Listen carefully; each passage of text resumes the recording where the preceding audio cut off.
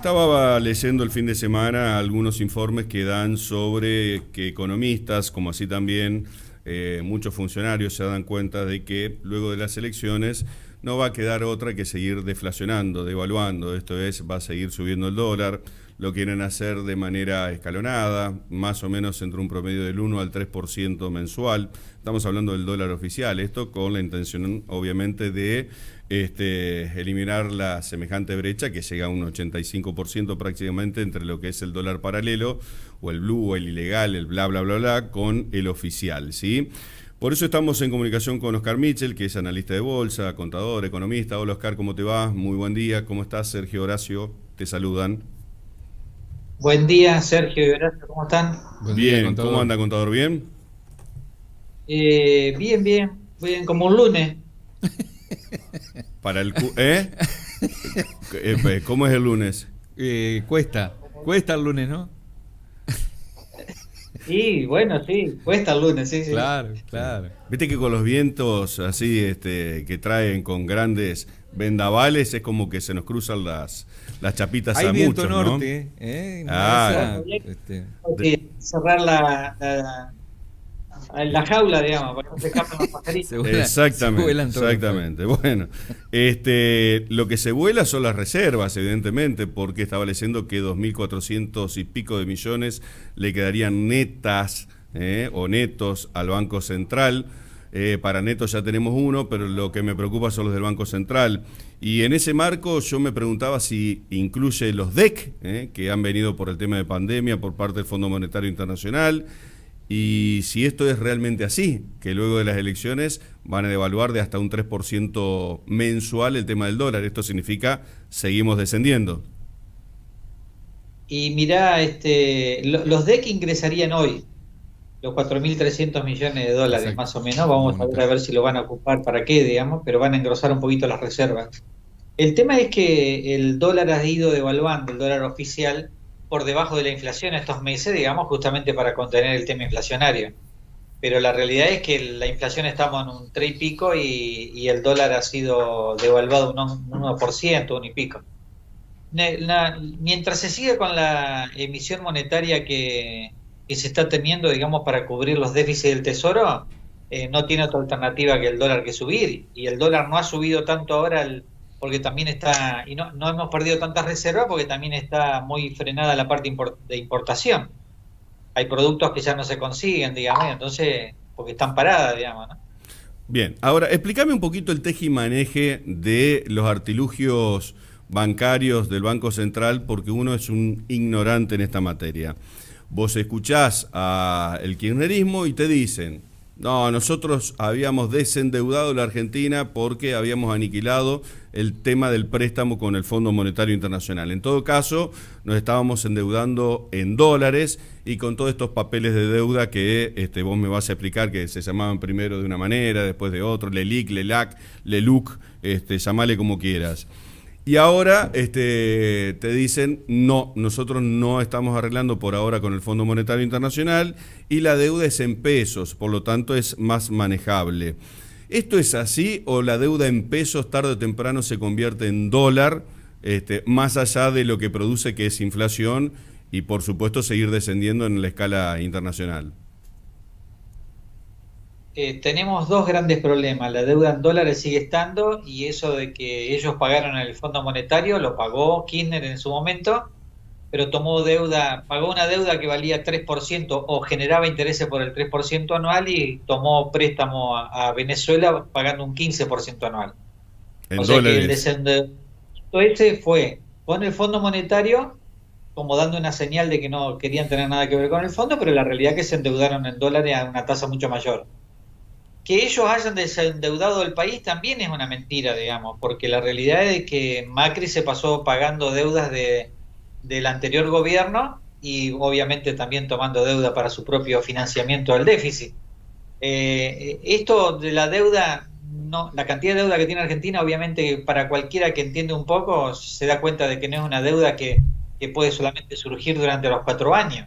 El relato kirchnerista es ese, la culpa la tiene el otro, nosotros no hicimos nada, pero resulta que ahora ha aumentado la deuda entre un 15 y un 20% en dólares respecto al año 2019. ¿Por qué ha aumentado Entonces, en dólares si no hemos pedido dólares? Eso es lo que no entiendo. Porque se devaluó el peso. pero no estamos pagando las deudas tampoco. Entonces se generan intereses sobre intereses. Y el financiamiento interno que se está haciendo, sí, a unas tasas impresionantes, digamos, que está tomando del público y de los bancos sobre todo, y que en algún momento tenés que pagarla. Lo que pasa es que la inflación le es funcionar al gobierno también, porque están generando una distorsión de ingresos y de precios que en algún momento se va a tener que sincerar. Eh, el poder adquisitivo en dólares ha perdido tremendamente en estos 2 años. Sí, también leí eso, Y que son los sueldos más bajos de los últimos 17 años en relación al sueldo en dólar, ¿no? Hoy un jubilado cobra, si vamos al dólar paralelo, o tomame algún oficial, ¿cuál sería el oficial más alto que hay?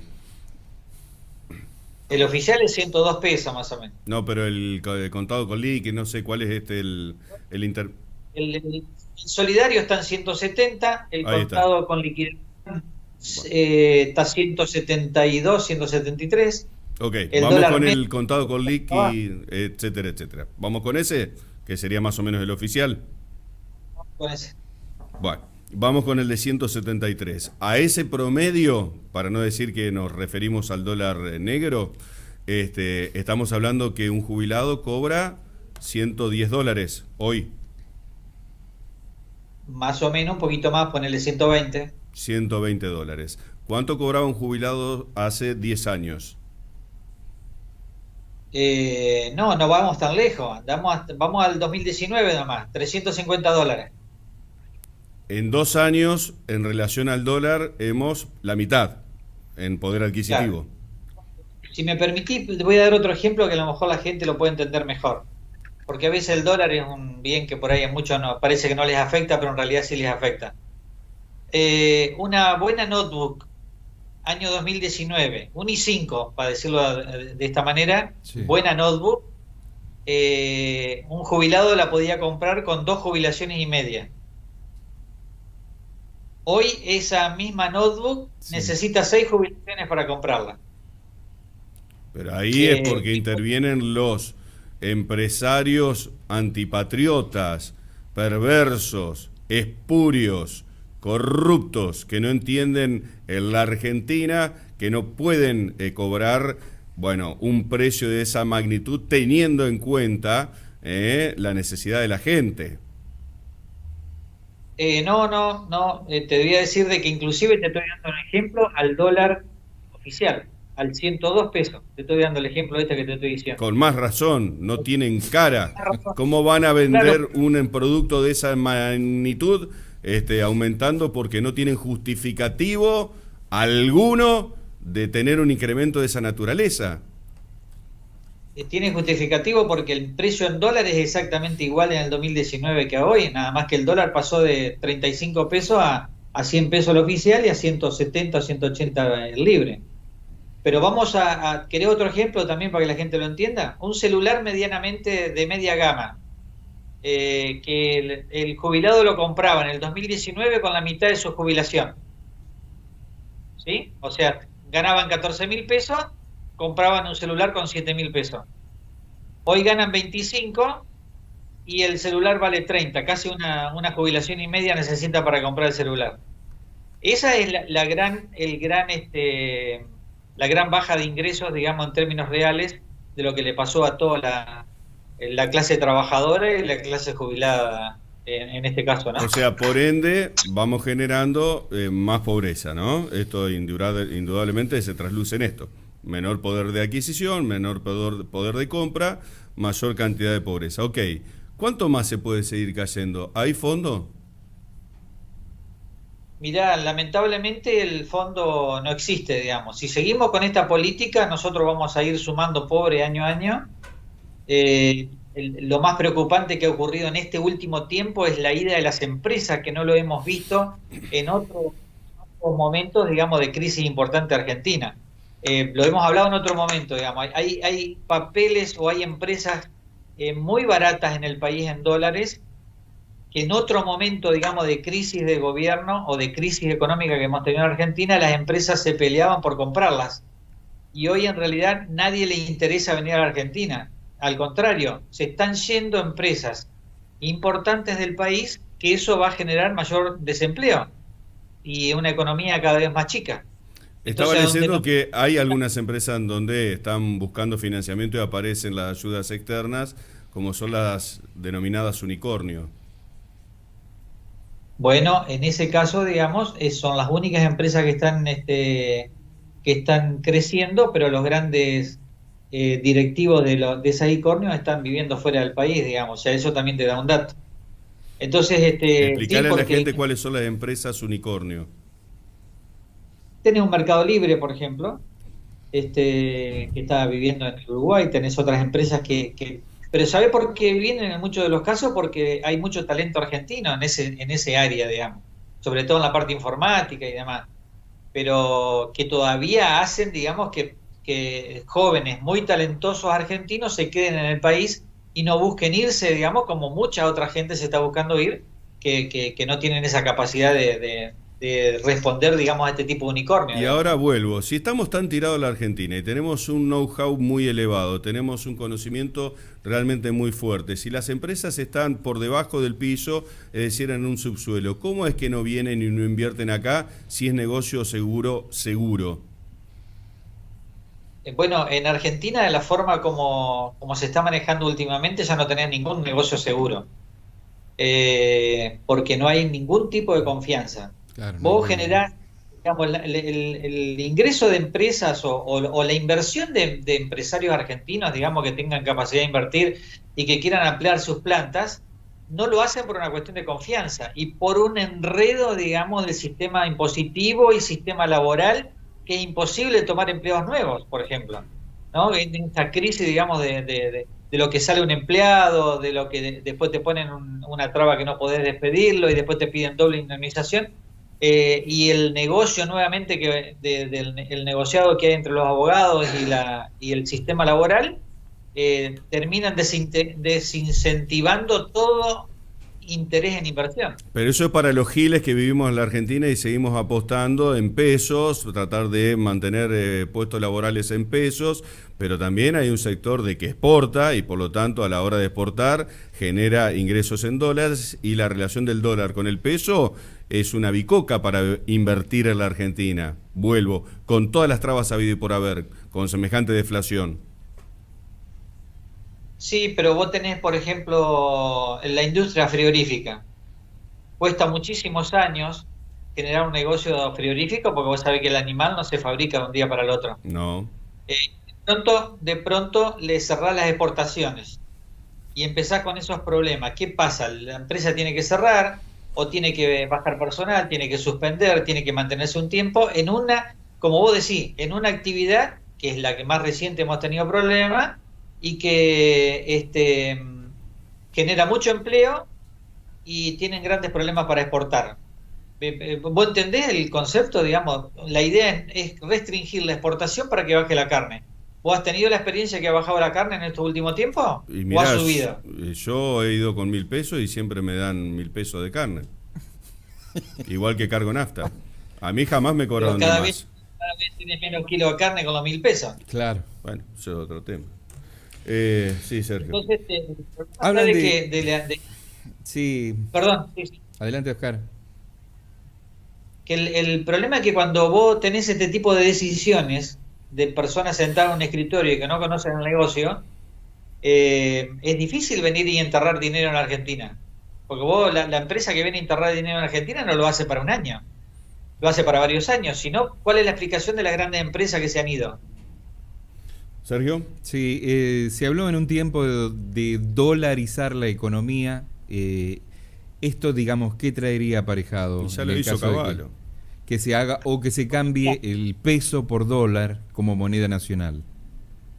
El gran problema que hay en el país, digamos, si vos dolarizás la economía, es que los políticos van a tener que vivir con lo que ingresan. Vos ganás 100, tenés que gastar 100 o menos. El país viene hace mucho tiempo recaudando 100 y gastando 200. Cuando vos tenés dolarizada la economía, porque no podés emitir, el Banco Central no puede emitir dinero, tenés que manejarte con los dólares en circulación. Claro. Y al político eso no le conviene, porque ¿qué hace el político? ¿Qué es lo que están haciendo ahora? Emitiendo dinero para regalarle a la gente que están comprando votos. Entonces, con los dólares no lo podrían hacer. ¿Vos creés que hay una clase política en este país que va a decidir hacer eso? Bueno, la hubo y tampoco funcionó en la época de Cavallo, porque quebraba el campo, etcétera, etcétera. Mirá, la convertibilidad se terminó exactamente por el mismo motivo que te estoy diciendo, el déficit fiscal. El primer gobierno de Menem tuvo superávit fiscal y pudo mantener la convertibilidad. El segundo periodo de Menem tuvo déficit fiscal, como pasó con el caso de Cristina. Y se terminó yendo la convertibilidad. ¿Por qué? Porque no podía sostener, digamos, la cantidad de gastos. Porque no te olvides que la convertibilidad era el dinero en circulación,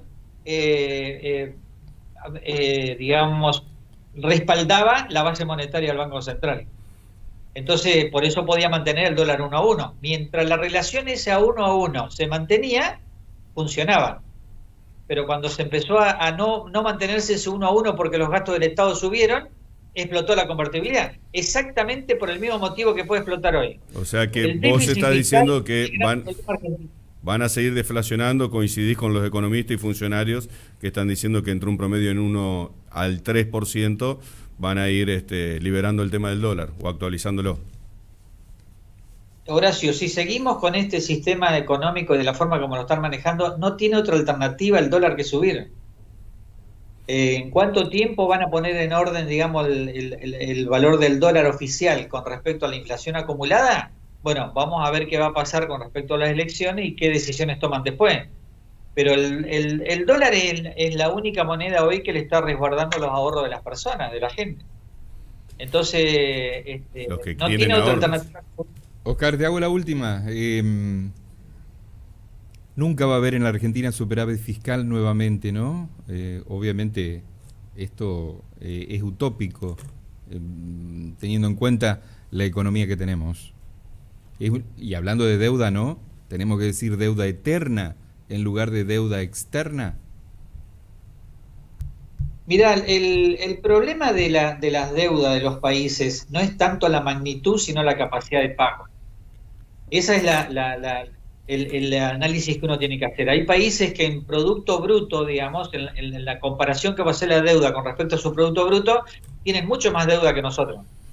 Pero el problema es que Argentina tiene un problema que no tiene confianza en el exterior porque nosotros cada tanto entramos en default y no les pagamos. ¿Pero por qué no lo hacemos? Porque no regularizamos el déficit fiscal. Los países vecinos que han solucionado su problema inflacionario, que hay países como Ecuador, hay países como Colombia con todos los problemas que tienen, lo tenemos acá en nuestros amigos uruguayos, el mismo Chile. ¿Por qué ellos controlan la inflación? Porque tienen... Claro, porque gastan lo que tienen.